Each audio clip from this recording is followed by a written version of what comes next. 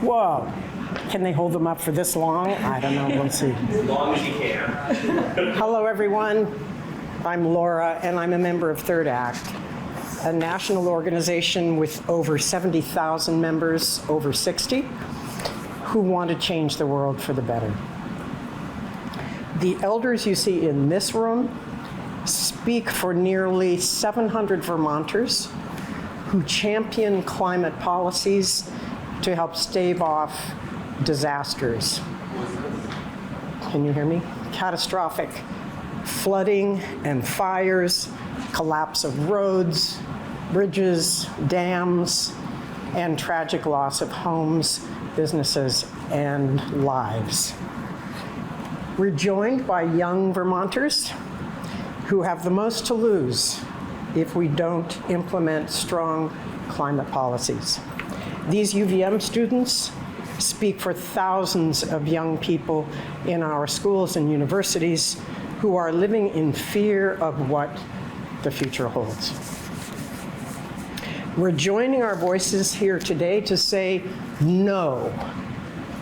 No rolling back the target dates for reducing emissions. No repealing Vermont's renewable energy requirements. No to removing the right of citizens to sue their government for failing to meet their targets on emissions. And no to pulling out of our commitment to California's clean car rules. These steps have already been proposed in bills that aim to gut the Global Warming Solutions Act. I always mess that up. Global Warming Solutions Act. We've heard that the governor is presenting his omnibus climate plan tomorrow at a press conference that calls for repealing 5 strong bills. It's already being called the ominous climate plan. We say no to these rollbacks because it is a moral imperative.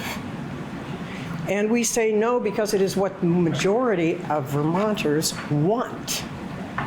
We are seriously alarmed about the climate crisis, and we understand that the Earth's atmosphere is getting warmer every year, and that means that disasters will become more frequent and more deadly. To put it simply, if we don't act urgently, we are probably doomed. That's why Vermonters have been electing so many legislators who are climate champions.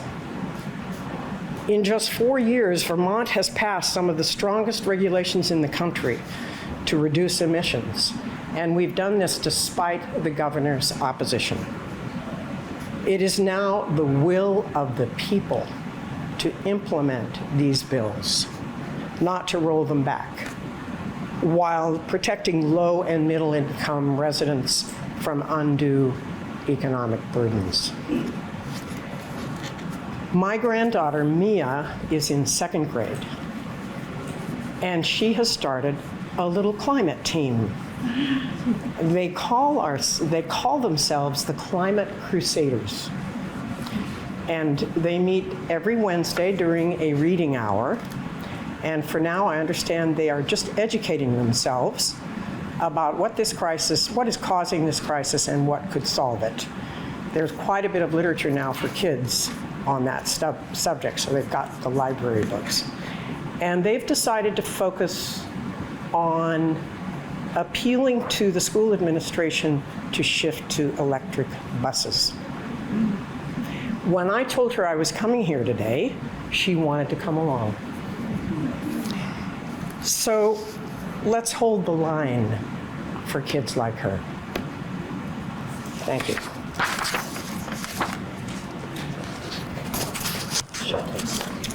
Thank you, Laura.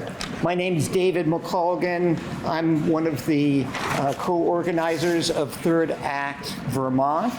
And as Laura mentioned, we're a nationwide organization of seniors fighting for democracy and climate justice.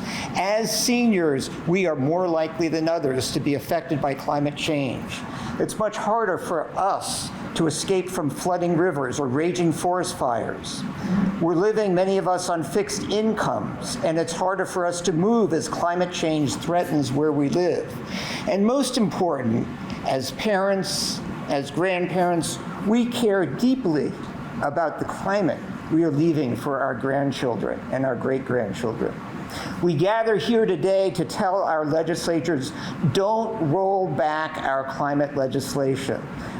The Global Warming Solutions Act, the Renewable Energy Standard, the Superfund, and other bills. We cannot afford to wait to address climate change, which is causing increasingly worse disasters each year in Vermont and around the country.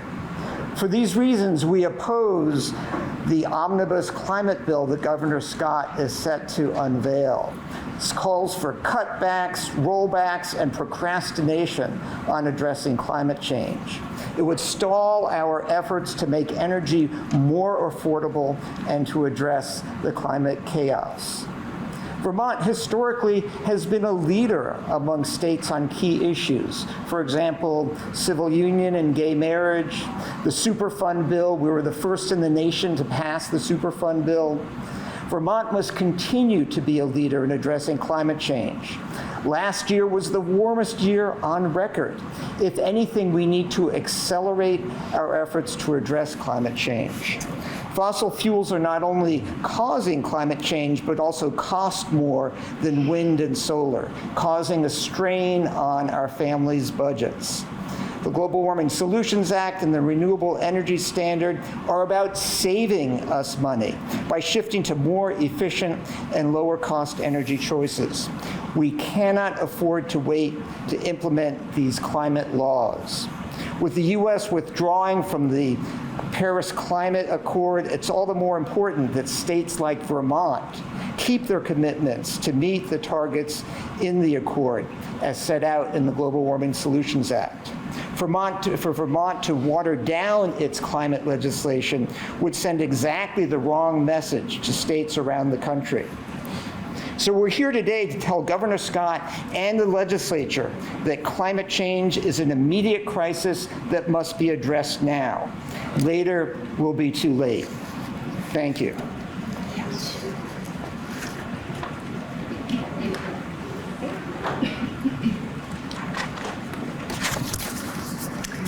Hi, my name is Pam Parker, and I'm a member of Third Act. I live in East St. Johnsbury in the Northeast Kingdom.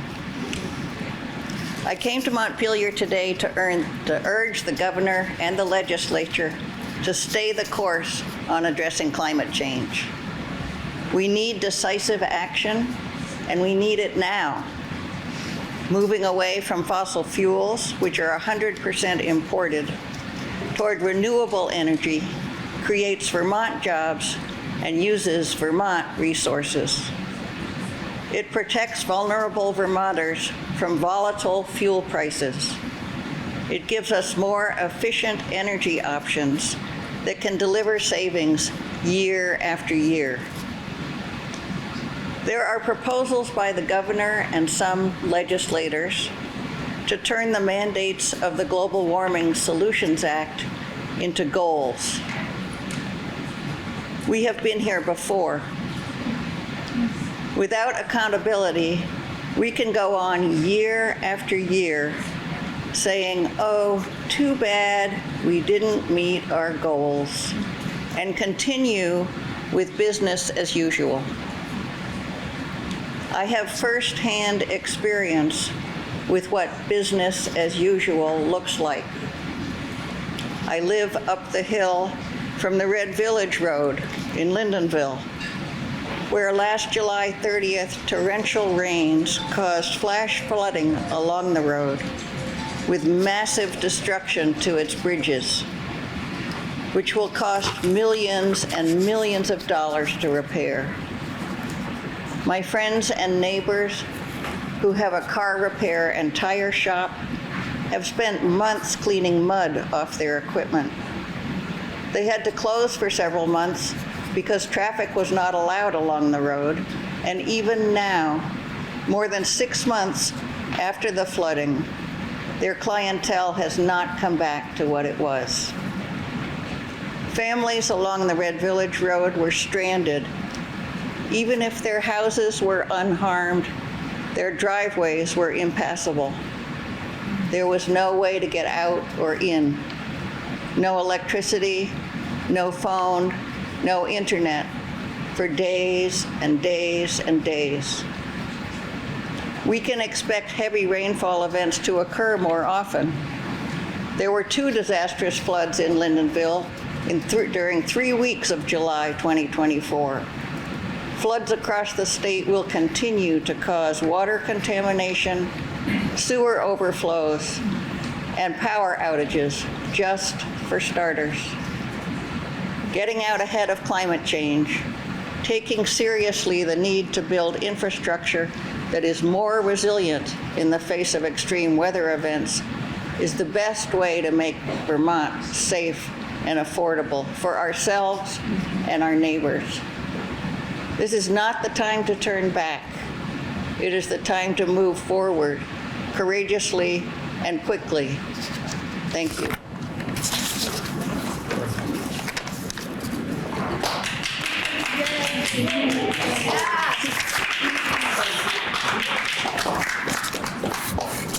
Awesome. Thank you, Pam. Hi, everyone. My name is Sadie Kieran. I'm a senior at UVM studying environmental studies. I'm the VP of the VPIRG club at UVM, and this year I will be a director for the VPIRG Summer Canvas.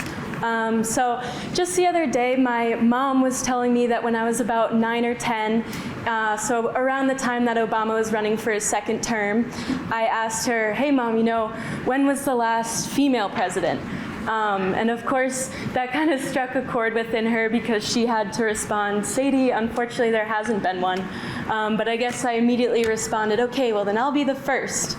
So obviously, kids have big dreams. I'm sure the legislators in this building had big dreams growing up as well. But the difference is they got to live their dreams. My generation's larger-than-life ideas have been crushed by climate change. Now, my goals look more like I hope I can afford a house when I'm older. I hope I can have kids and not feel guilty that they will not live a full life because of climate change. And I hope I can travel and see the natural beauties of this world before they're destroyed. We are a student group that represents UVM and over the summer, tens of thousands of Vermont constituents across the state. And by and large, this will be my 3rd year getting to canvass across Vermont. And by and large, the constituents in this state find the main concerns are affordability, housing, and climate change. And these issues all go hand in hand. Imagine how unaffordable this state will be when floods, climate-related illnesses, and heat waves become more frequent and take over the brunt of our living costs. I have had the pleasure and privilege of calling Vermont home for many years, but unfortunately the rollbacks of these bills might make this state unlivable. It won't be sustainable for my generation to call Vermont home anymore. When we hear Governor Phil Scott talk about delaying these pieces of legislation, it is congruent with Donald Trump denying climate change, because delaying these bills is just as terrible and devastating as denying their importance, as we do not have time to waste running studies and sitting and wasting time, waiting for this problem to get worse. Here in Vermont, we're known as the brave little state, so we need to live up to that by being bold and courageous with the steps we take to combat global warming. I feel angry that I can't do more than this to ensure that I get to live a full and healthy life. So now I'm talking straight to the legislators in this building. Vote no on rolling back these climate initiatives like your future depends on it, because ours does. Thank you.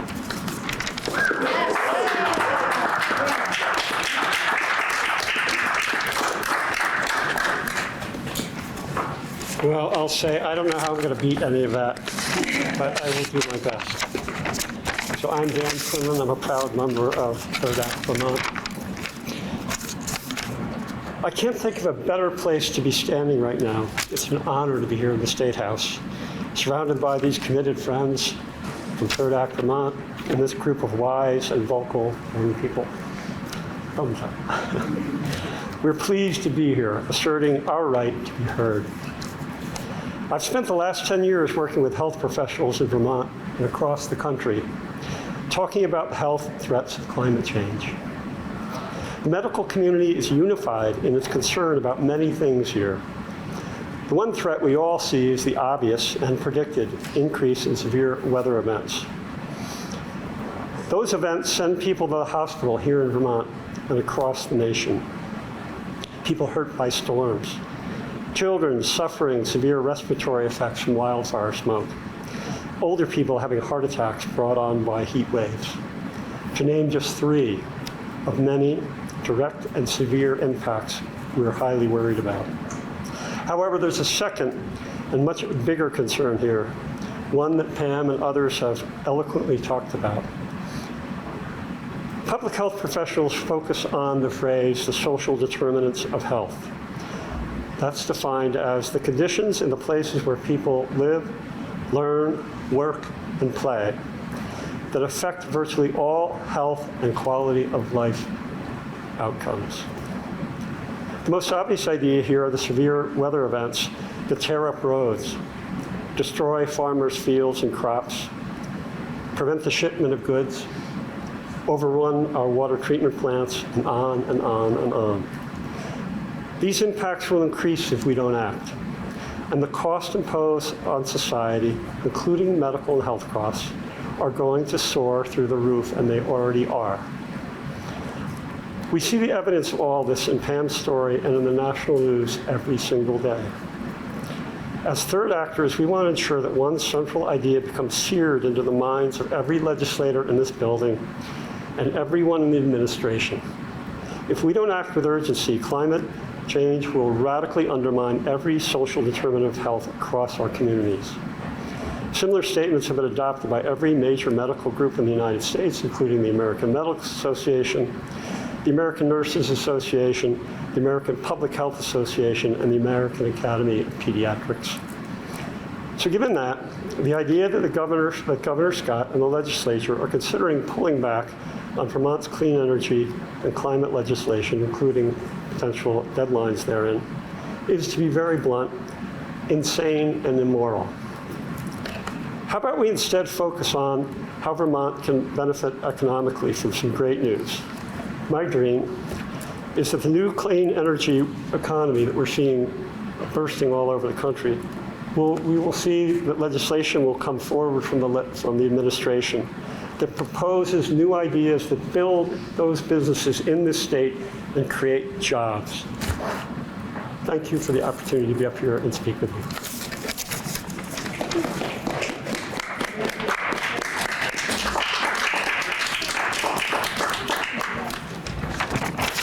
Hello, everybody. My name's Katie Irby. I'm a junior at the University of Vermont and the club president for VPIRG's campus chapter. I, like Sadie, am afraid for my future in this state if we cannot address the rising costs associated with climate change. We're all familiar with the demographic issues that are plaguing our state, and we understand that Vermont's young people need a reason to stay. But backing out of our hard-won commitments to climate change isn't only retreating on our goals to reduce emissions, it's leaving young people to struggle alone in uncertainty in the face of increasingly frequent climate disasters. Vermont's young people deserve better than lip service and performative action towards energy affordability and climate change action. We deserve hope for a prosperous and livable future in Vermont.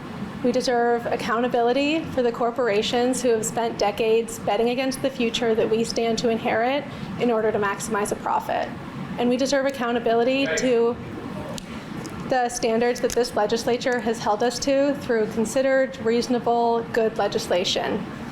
Now more than ever, with the federal government pulling out of the Paris Accords, freezing federal funding, and imposing tariffs that breed uncertainty, Vermonters deserve consistency from our elected officials. The Global Warming Solutions Act holds our state to more than 20 years of continual emissions reduction. That is a huge and difficult project to have undertaken, but it is the level of commitment that we need to meet this moment. These standards represent a livable and affordable future for young Vermonters, and making them subject to political will as it ebbs and flows only ensures that we will not meet them. It is in all of our best interest to continue this momentum that we have built. We understand that none of this is easy and none of it will be possible without compromise. Housing, education, healthcare, these are vitally important, complex issues.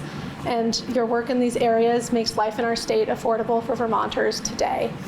But we urge you to think about the issue that will make Vermont affordable tomorrow, because tomorrow is coming, and the longer we spend sitting on our hands waiting for climate action to become convenient, the less prepared we will be. We cannot continue to ignore the solutions to a problem that is already here, and that is exactly what delaying these climate bills would do. So, as the people who have spent decades fighting for this progress and the people who stand to inherit the consequences of your decisions, we urge you to oppose the efforts to repeal the Global Warming Solutions Act, the Renewable Energy Standard, and the Vermont Climate Superfund. Thank you.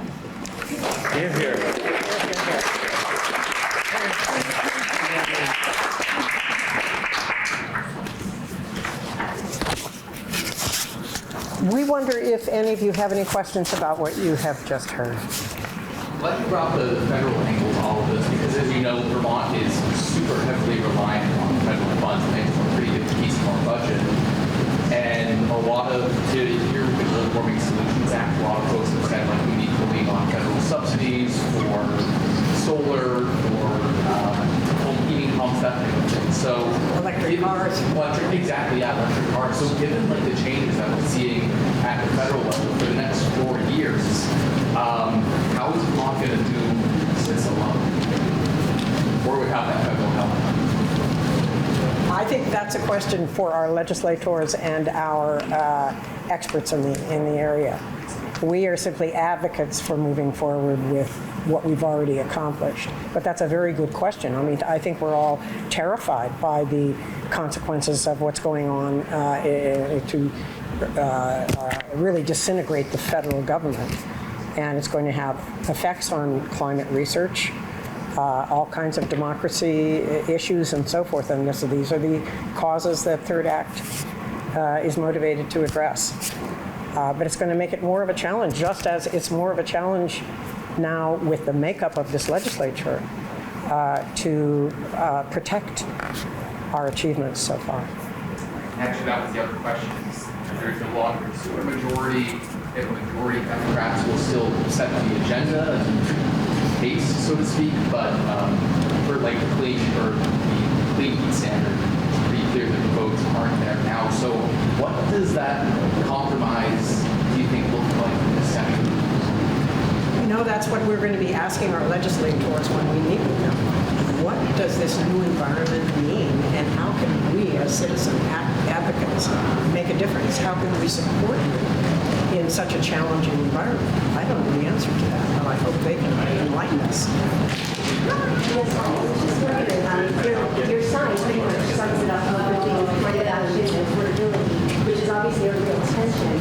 So I'm thinking of a lot of the families, I'm from the Northeast Kingdom, I'm thinking of a lot of the families when we go back to raised prices for heating fuel, if the P&D standard were to pass. Obviously, Calvin has mentioned it's not the votes. Renewable energy standard will definitely increase the electric costs. And so in Third Act, as elders, many of you are in a position where you're comfortable, you have your situation set up. I'm thinking of the young families who, how are they going to be able to afford some of these electric rates, these heating fuel costs, some of these mandates that might be coming down because of that. And that's that tension that really exists here. So I didn't know where you guys stand on acknowledging that climate action affordability tension. Yeah, I think that that's a false narrative, frankly. This notion that climate action makes things less affordable, it's the opposite. We can see that right now renewable energy is less expensive than fossil fuels. Continued reliance on fossil fuels, which are more expensive, is the unaffordable option. So what we're advocating is for the affordable action, which is also climate action.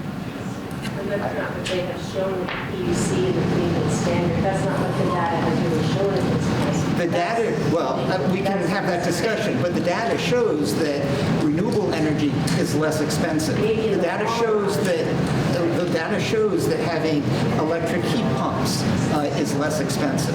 And that's a part of the renewable energy standard. If we back off of the renewable energy standard, then we back off of these affordable options. I think Vermont Digger had a question. Yes, yeah, I had a question. It's your opposition to these rollbacks and appeals has been made clear, but while you're here, I'm curious if you could give us a sense of things that, while you're talking to legislators, you want to advocate for proactively in some of those additional areas where you hope to see Vermont be more at the forefront as a leader on climate action. Well, I think there's a lot of progress that has been made that we want to see affirmed. In particular with the Superfund bill, there's a lot of work to be done on that. Vermont's been a leader in that. And certainly, continuing with the renewable energy standard, we want to see a continued emphasis on that. And also expanding the role of Efficiency Vermont to focus not just on efficiency, but on reduction of carbon. We also are very interested in legislation that is with the PUC that's been proposed to protect ratepayers from high expenses during this transition to electric heat, electricity as opposed to fuel. And that is a work in progress that will probably come to the legislature next year, but a study is required. Other states have done this. New York has taken remarkable steps to establish a percentage of one's income above which you do not have to pay your electric bills. So, there are ways of doing it, and we've got to figure that out.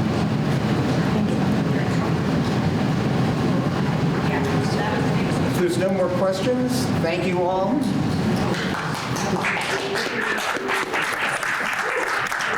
Someone wants to say something? I want to speak to the economic consequences of severe climate change-related storms. I know several people in my age group, one of whom is homeless because her house was flooded. She has mold everywhere. She does not have a lot of resources monetarily. And she's had difficulty, I do not know the exact detail, but getting the compensation that was hopefully coming through, whether it was federal or state level, I don't know. She really is scared. She's been coming through some of our third act things that really impacted me. I have another friend in the same age group who had abandoned her house because it was condemned. A lot of these things affect people who are in the lower socioeconomic class. So, these signs, equity, are not just about, oh, it's a nice soundbite. It's a really big deal. And if I just address our group, I know we've got meetings that we want to get to. Senator White has invited us all to the Senate Democratic Caucus meeting at 12:20 in the Legislative Lounge, which I hope your tour guides address it, but if not, it's straight downstairs, down this stairwell, in that sort of long hallway to the code room. I will stand outside and wait for you guys. Good luck with your meetings. Myself and Jack can collect your signs. And after your meetings, feel free to disperse, have lunch, or sit in on any committee that you wish. Thank you all so much for coming. That was so good. Great job. Very nice. One thing that I cautioned around